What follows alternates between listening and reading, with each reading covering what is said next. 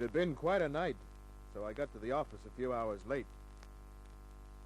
I opened the mail, put 2 bills in a drawer of my desk, tossed an ad for a new type of corset in the waste paper basket. I sat for a while, then I went to the window, looked down at the busy street.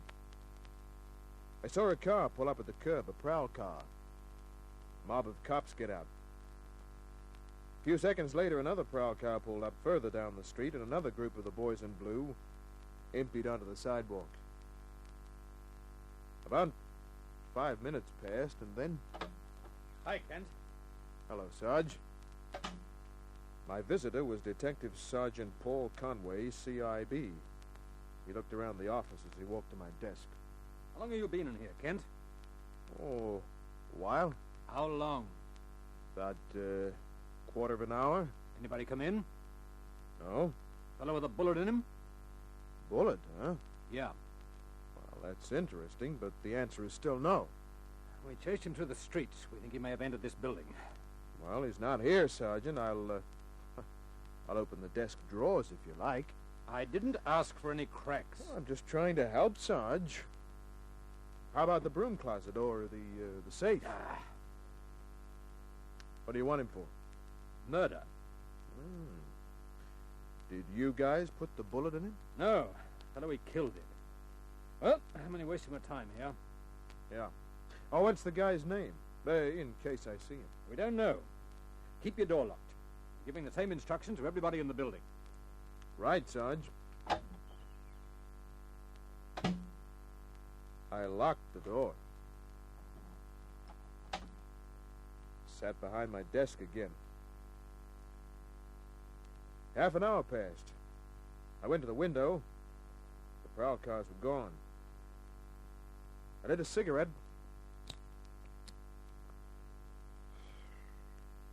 And then... Well, holy lucky thing he didn't take your suggestion about that broom closet. You're the guy that... Yeah, that's right. I came up the stairs. Your door was open, so... It's a bad habit of mine. You got anything to drink? I'm not in the habit of offering my scotch to killers. I'm no killer. Yeah, well, this is one time I'm believing the cops. Ah, no. Look, put the gun away. I came here to get your help. Sorry, brother. For the love of heaven, give me a drink. Sure. I'll also call the cops and tell them to bring a doctor. No, it's only just a flesh wound. My arm stopped bleeding already. How about the blood all over your face? Huh? Oh, a bullet creased my scalp. It knocked me out. Yeah, you really had yourself a little war, didn't you? Yeah. Sit down. No, don't use the phone, Kent. Sorry. Look, will you listen to me first? And then after I'm through, you can make up your mind what you want to do. Oh, please, Kent, give me a chance. Criminal Investigation Branch. I was always told you were a square shooter, Kent. That's why I came here. Please, Kent, listen to me. Hello. This is the CIB. Sorry. Wrong number. Okay. You can talk. First, what's your name? Edwards. Frank Edwards. Why were the cops tagging you? Well, Look, Kent, can I have that drink? Yeah, all right. Just don't reach for this gun. You don't have to worry about me.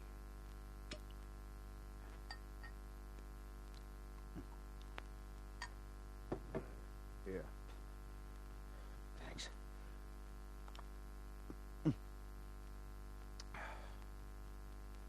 It's better.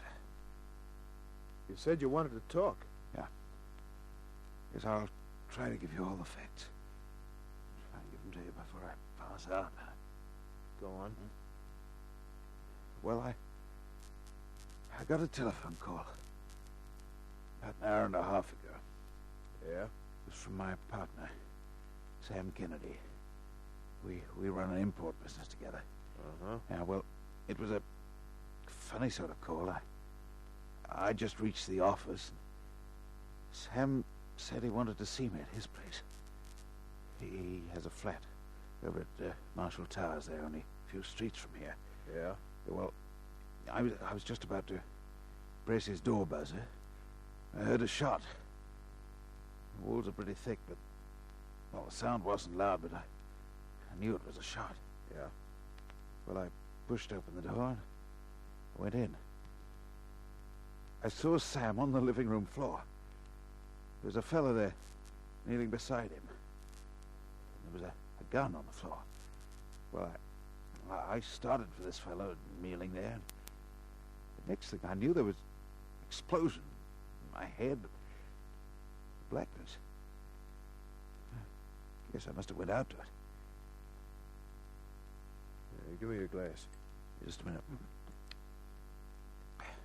Yeah.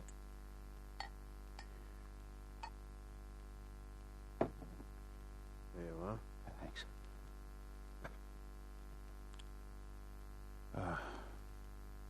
Thanks. I really appreciate this, kid. Save it. Just keep talking. Yep. Well, I don't know how long I was out to it, but when I regained consciousness, this fellow who'd shot me was gone. And Sam was dead.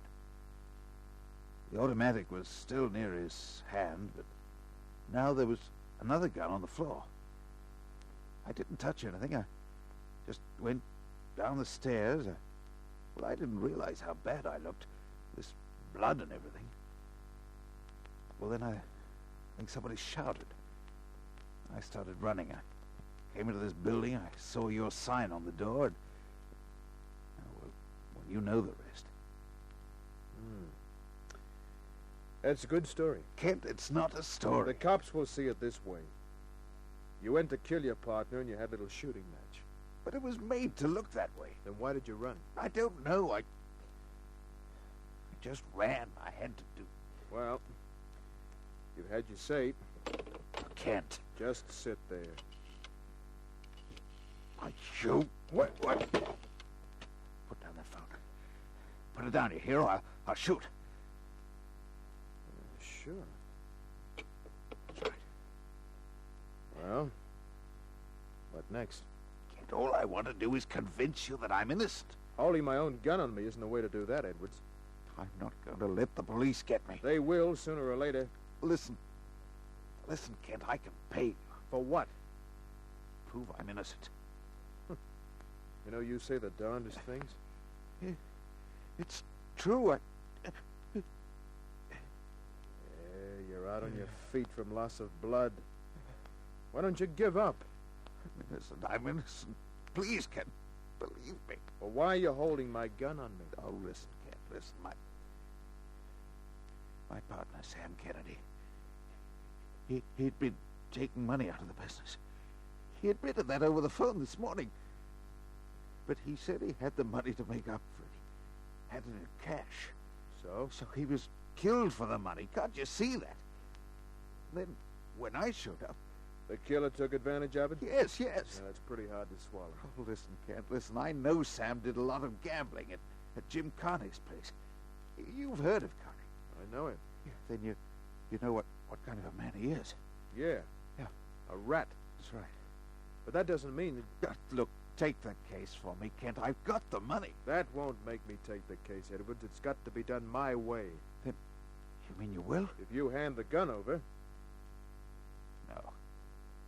You'll call the police. Sure I will. It's the only way. You need a doctor. Doctors have to report gunshot wounds. Yeah, but Even if you got past the doctor, you'd have to hide out. Jump at shadows.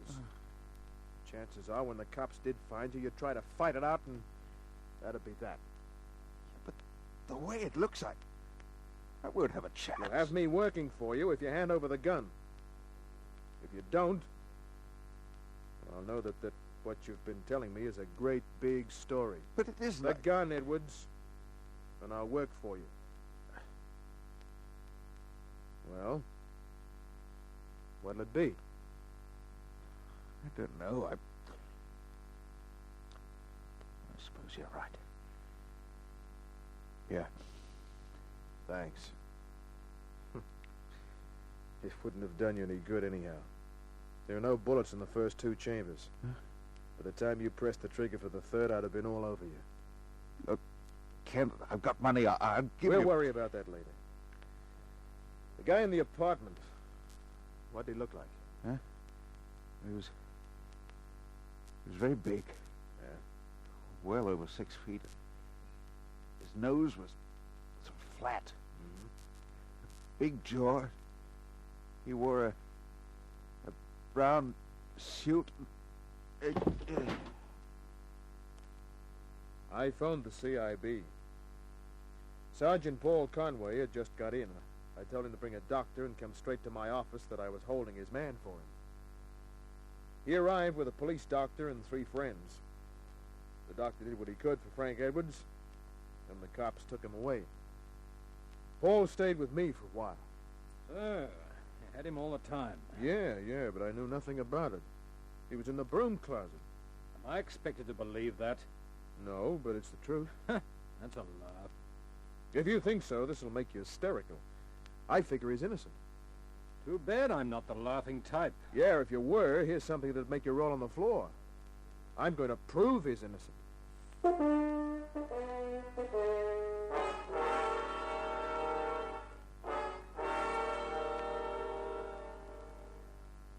Jim County rang a baccarat school in an apartment house that overlooked the Garden Island dockyards.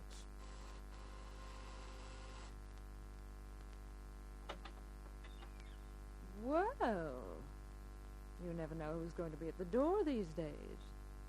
Mae Thomas went with Connie's apartment. She was built like a hen-pecked accountant's pipe dream. Come to play some baccarat, Private Eye? Maybe. Then I'm sorry, but we've closed up. Oh, why? We heard that things were going to be warm for us.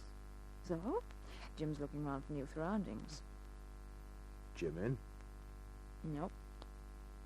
I'll bet you a $5 you're wrong. It's easy money. You're on. Come in. Thanks. Larry Kent? I'd like you to meet Chipper. Chipper Davies, late of Melbourne. Hi. Hello. Tell Larry what he's doing, Chipper. Hey, wait a minute. I've heard of this guy. He's a private snoop. It's all right. He plays baccarat himself. Tell him where Jim is. Looking for a new place for his games. See, Larry? That'll cost you a $5. Yeah. There you are, Mae. Thanks. So you're just up from Melbourne, Chipper, huh? Yeah. What are you doing in Sydney? Why should you want to know? Why, eh? I wanted to know because Chipper Davies was about 6.5 feet high, had a flat nose, a big jaw, and was wearing a brown suit.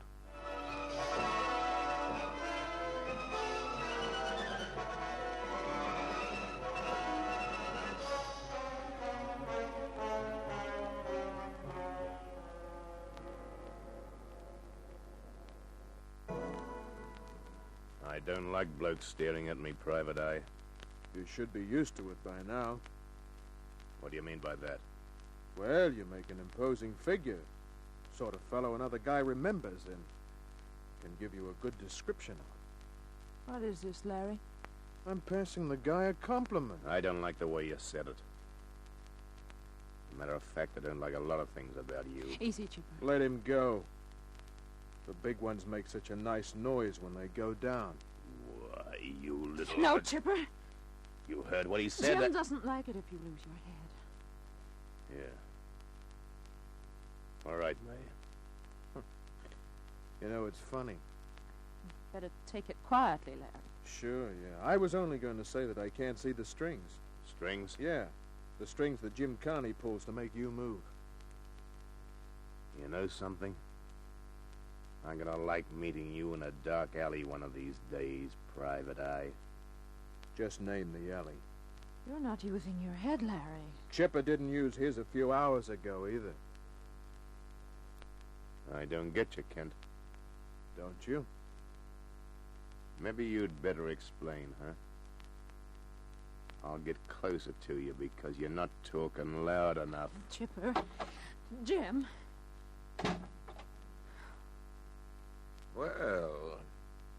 What's this? Hello, Connie. What are you doing up here, Kent? Just having a talk with your paid assassin. All right, Kent, you asked No, for you it. don't. You take one more step, Chipper, and I'll put another buttonhole in your shirt. Gun and all, huh? Come over and make it a trio, Connie. You sure you know what you're doing, Kent? Positive. Maybe you'd better think about it, Larry. I've already done my thinking. About $5 grand's worth. Which means 5,000 pounds, Connie. you don't make sense. I will in just a couple of minutes. I figure that what I know is worth 5,000 to you, Connie. For that kind of money, you'd have to know a lot. I do. Like... well... like what, Kent? The three of them were looking at me intently. There was fear in their eyes. I got ready to do a lot of guessing, some lying, and a lot of bluffing. I'm waiting to hear what you've got to say, Kent. Your, hired gun looks worried, Connie. I'm gonna get my hands on your neck and I'll... That'll be a change. You used a gun this morning. What is this, Kent? Sounds to me like some comedian's been giving you a lot of misinformation. The comedian had been hit with 2 bullets.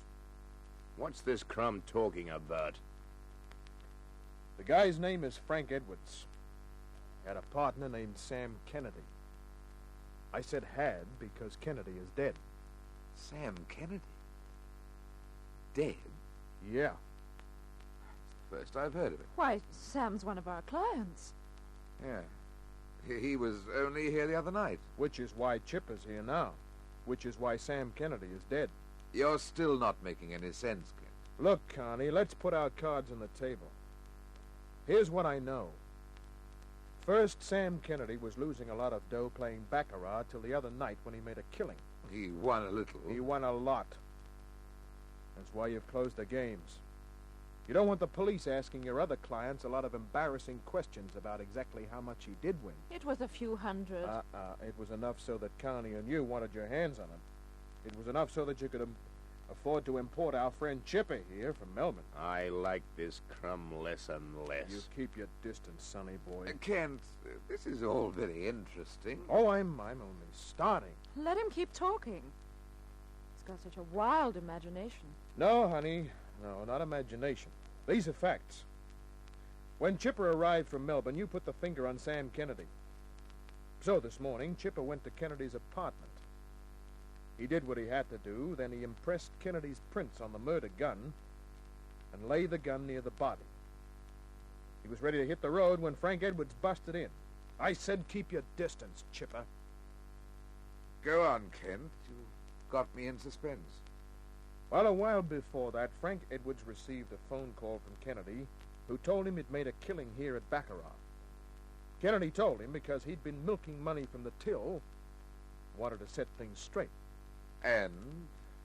Chipper had another gun. He fired 2 shots at Edwards, who went down. One slug scraped his temple. Chipper figured he was dead. He had to change his plans. He wiped the prints from the first gun, put Edwards' prints on it, then he put Kennedy's prints on the second gun, which made it look like they'd had a little war. Pardon me while I go on, will you? You don't kid me, Connie. You're worried. The 3 of you are. We've got nothing to be worried about. Well, that might be because I haven't come to the really interesting part. And what might that be? Chipper's fingerprints. What fingerprints? On the gun you shot Edwards with. The automatic.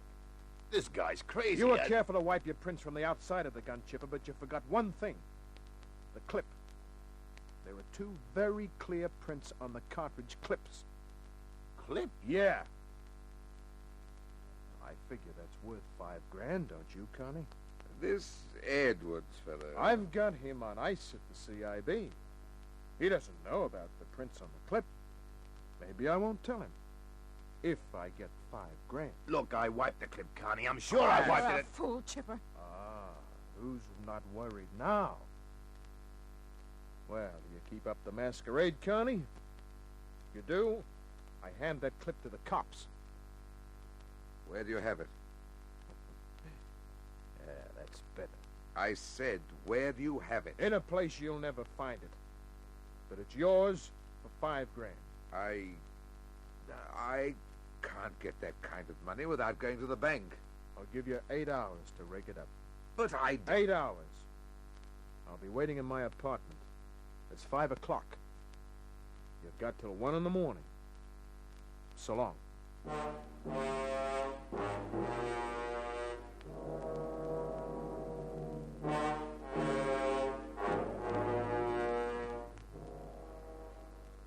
Well, I'd done my guessing and my lying and my bluffing, and it had paid off.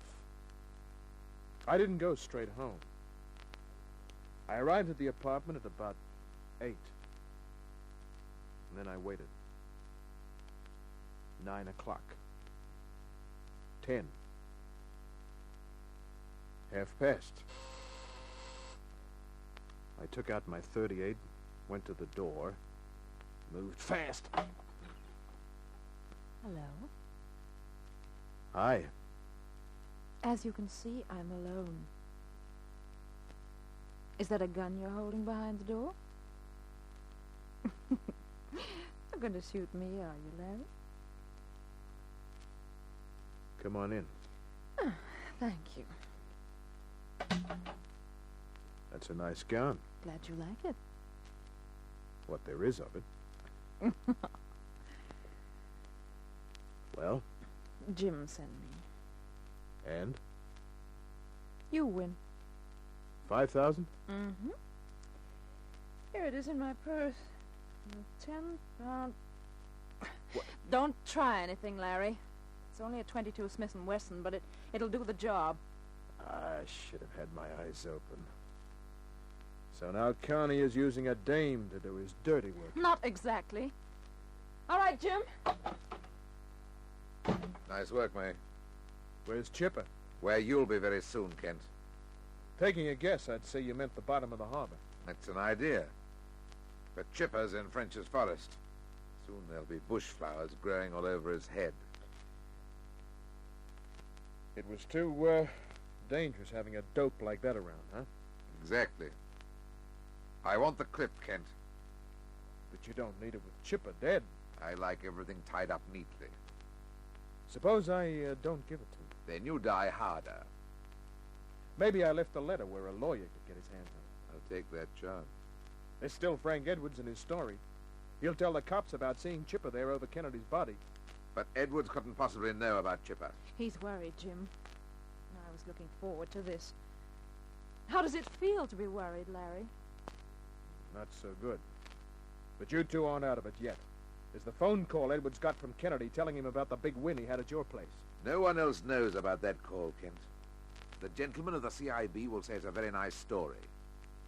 They'll check with me, and I'll admit that Kennedy won some money.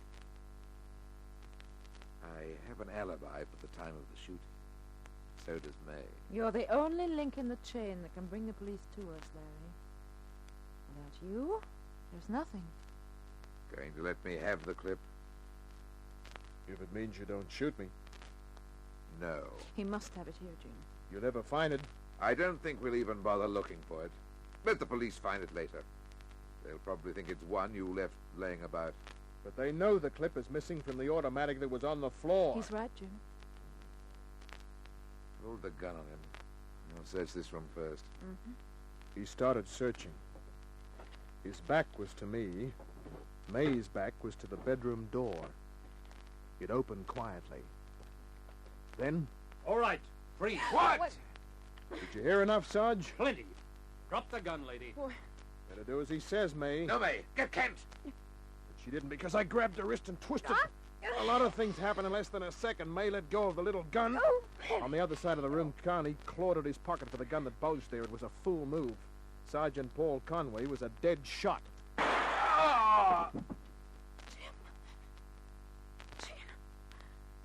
I don't think he hears you, May.